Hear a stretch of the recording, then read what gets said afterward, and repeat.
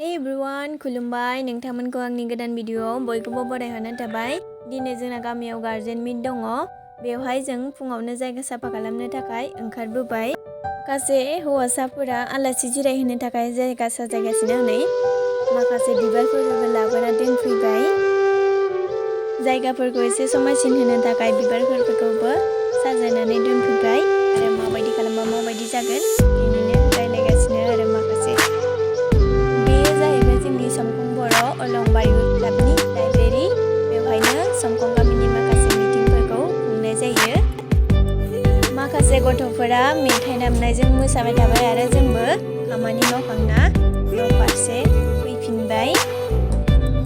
दायो जों ओंखाम जाखांना देलायखांना मिटिं जानाय जायगासिम ओंखारलांफिनबाय। बेनि उनाव दसे थानानै जोंनि मोसानायजों मेलखौ बेखेवनानै होबाय।